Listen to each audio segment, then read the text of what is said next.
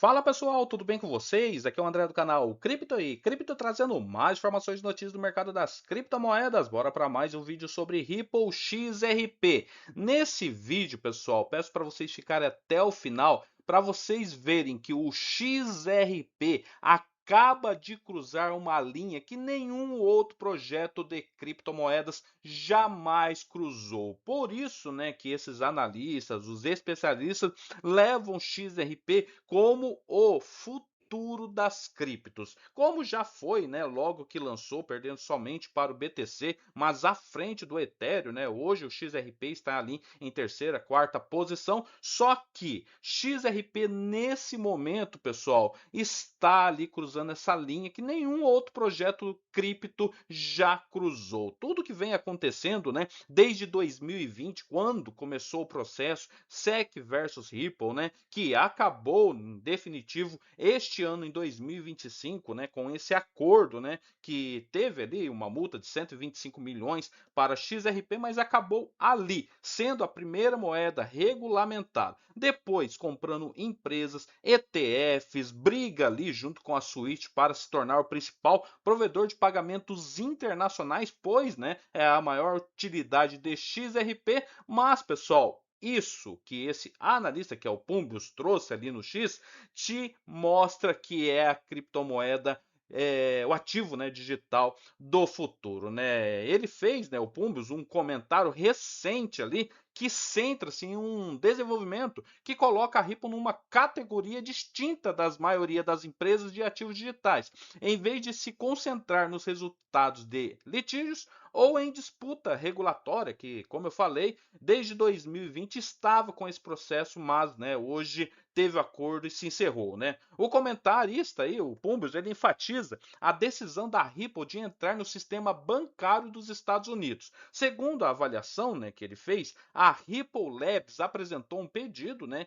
interinstitucional para estabelecer a Ripple National Trust Bank lá dentro dos Estados Unidos, aonde, né, o órgão governamental, a SEC, estavam processando ele, né? Pois a Ripple é de São Francisco, né? É sediada ali nos Estados Unidos, né? E uma medida, né, que reflete um posicionamento de longo prazo em vez de uma defesa regulatória de curto prazo, né? Esse pedido, submetido ao gabinete do controlador da moeda, busca então aprovação para um banco fiduciário nacional regulamentado pelo próprio governo dos Estados Unidos, o governo federal. E isso não é apresentado como um arranjo indireto ou uma manobra para contornar as normas. Em vez disso, né, ele representa um pedido direto para operar dentro da mesma estrutura de supervisão que rege, né, os bancos fiduciários tradicionais no sistema financeiro dos Estados Unidos, né? O Pumbius, né, o comentarista ali, ele destacou que o pedido já passou pela análise processual inicial,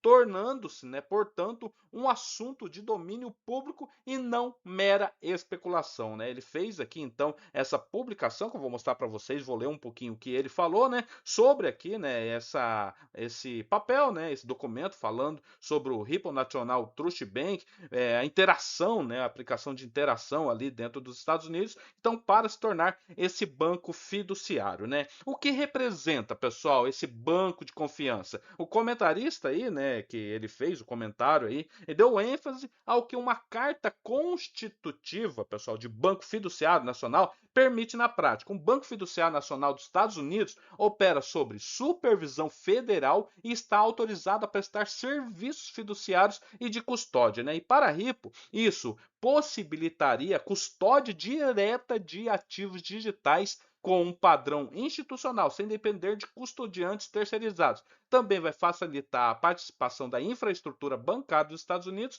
atendendo essas expectativas regulatórias estabelecidas. Então, pessoal, com todas essas leis que está tendo nos Estados Unidos, a lei gênero dos stablecoins, a Ripple tem o seu stablecoin também, agora, né, a SEC também permitindo que bancos usem criptos ali, isso seria uma infraestrutura, um ecossistema dentro do banco ali da XRP, do Ripple, para ele poder operar tudo isso conforme a lei.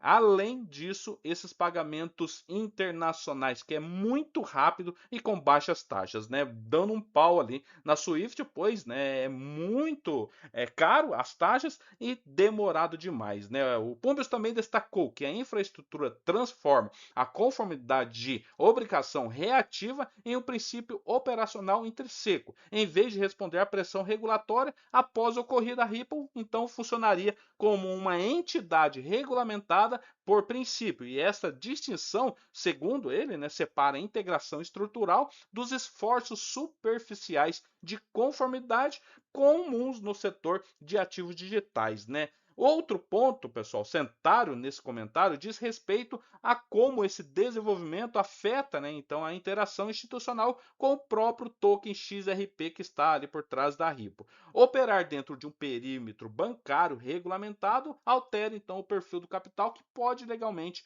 negociar ativos digitais, né? Seria as implicações para o XRP para ter esse acesso institucional. Os fundos de pensões, grandes gestores de ativos e outras instituições regulamentadas, então, frequentemente enfrentam então limitações rigorosas ao lidar com ativos que existem fora das estruturas financeiras reconhecidas. E ao se alinhar, né, com o modelo de banco fiduciário supervisionado pelo governo federal, a RIPA então está se posicionando para atender aos limites de conformidade exigidos por essa instituição. Pumbis argumenta então que isso não garante entrada de capital imediatos, mas altera as condições de elegibilidade sobre as quais esses capitais podem participar. O foco está no acesso, na estrutura e na permanência, em vez do sentimento de mercado ou da própria movimentação de preço neste curto prazo, né? O posicionamento dentro desse sistema financeiro, então, do XRP, pessoal, é um contraste deliberado com o setor em geral. Enquanto, né, muitas empresas desafiadas, reguladores externamente,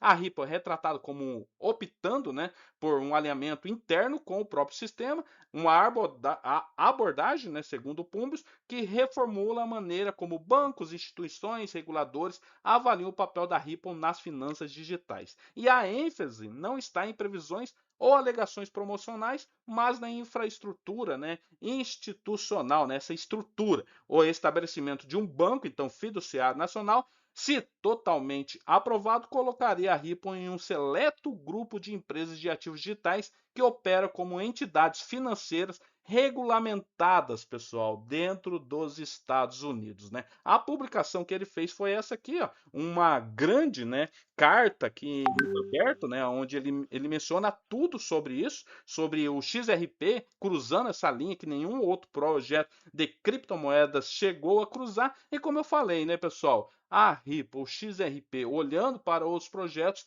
é o que mais tem utilidade, ecossistema que pode em um futuro trazer uma valorização absurda aí para os seus investidores, tá? Beleza, pessoal? O XRP então acaba de cruzar uma linha que nenhum outro projeto cripto jamais cruzou. Beleza? Valeu, até mais. Tchau, tchau.